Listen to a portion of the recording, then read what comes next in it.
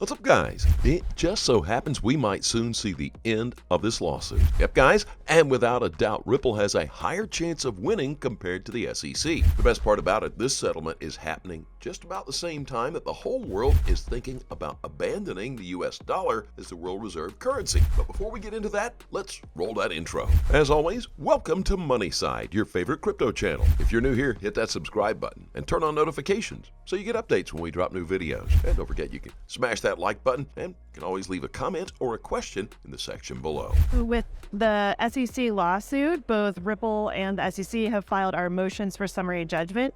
So the decision now rests with the judge to make her decision. We're optimistic about having a positive resolution there sometime this year. Can you give us any further timeline? Because it seems the action in the XRP token seems to assume something's around the corner.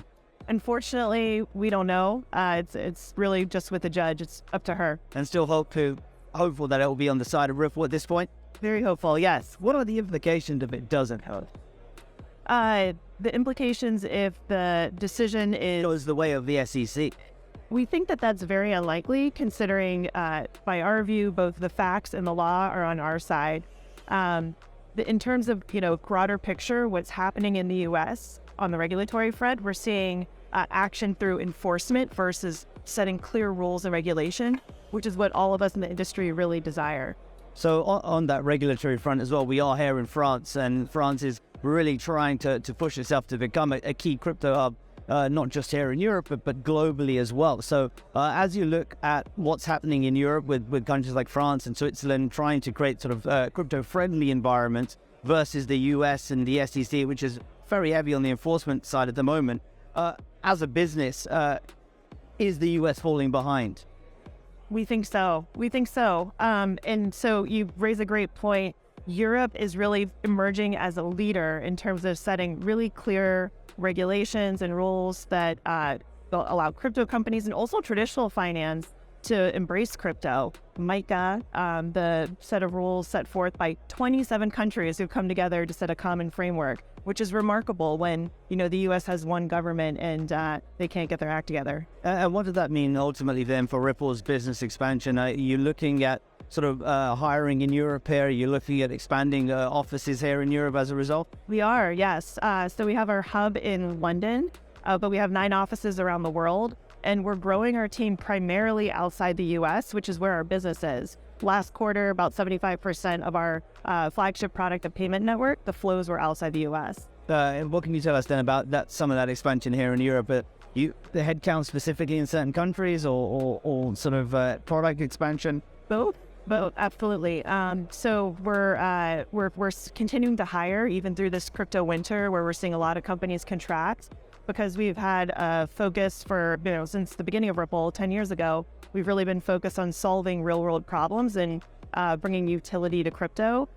We've had we're in a good position to continue to grow the team. So we're hiring through our London office and also expanding our payment network throughout Europe. Monica, what can we read into the big rally we have seen in Bitcoin this year and sort of the broader crypto markets? Is this signaling optimism that this crypto winter is coming to an end with the early signs of a new bull run here?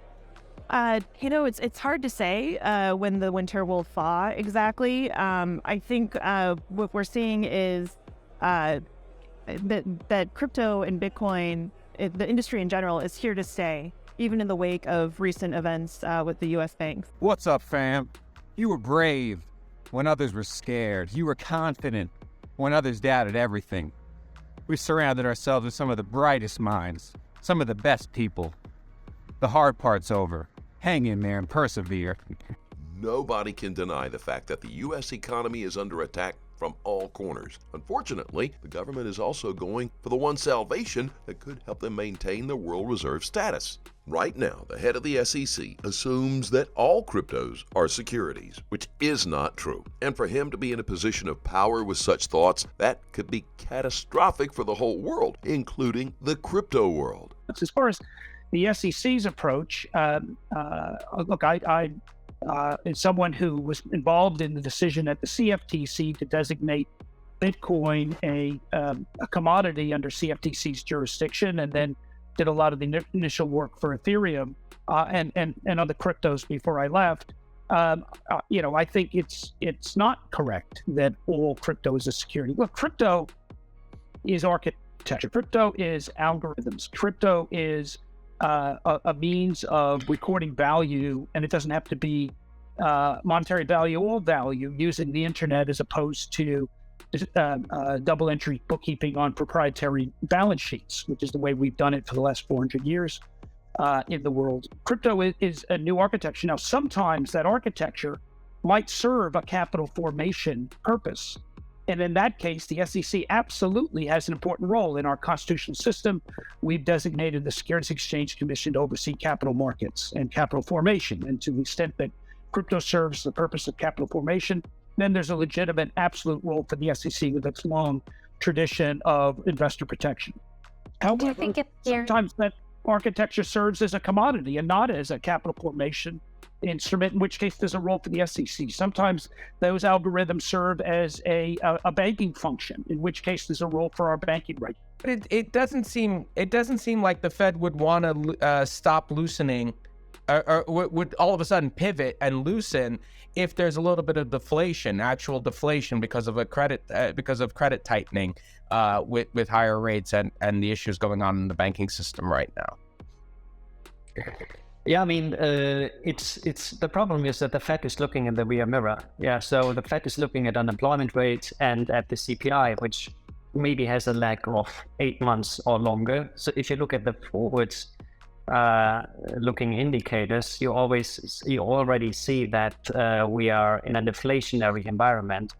Also, if you look at commodities on a year-on-year basis, they are all heavily down. So I think it doesn't take that much time that the Fed will see it. And on the other hand, as I mentioned, it's with interest rates as high as they are at the short end, there's no reason to park your deposits with a bank where you get almost nothing. And so if you want to stop this bleeding of deposits for the smaller banks, because it goes to the money markets and to the larger banks, the Fed has to act. And I think I don't have a crystal ball with me, but I expect that they can even do emergency rate cuts in the next months, because it's really a severe situation. And it's not just about the backwards-looking CPI. Here's another interesting tweet that I thought I should highlight. Crypto Law responded to John Deaton's tweet by stating, the SEC wants tribalism in the community. They want division because their legal theories are so weak. Don't give the SEC what it wants. It's time to unite, which was a response to, if Coinbase loses the fight like some claim they will, i.e., John Reed Stark, it will hurt the entire ecosystem, including Bitcoin, no matter what the maxis say. We must unite and fight together to defeat the enemy. Once that's accomplished, we can go back to fighting each other. Digital Asset Investor also tweeted saying, put yourself in the shoes of MoneyGram.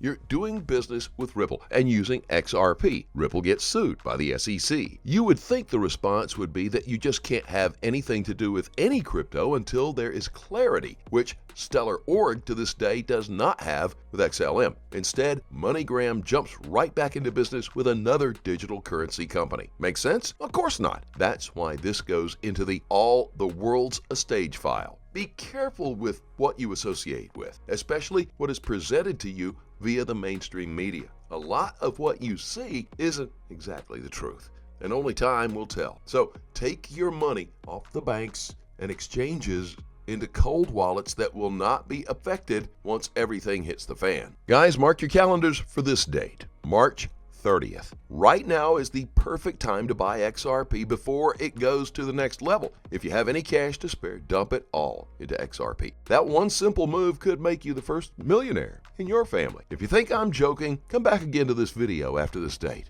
and you'll see. As always, do your own research and always trade safely, guys. Please keep in mind, we're not a licensed financial advisor. All videos on this channel are intended for entertainment purposes only. Let us know what you think in the comments section below, and let's have a conversation.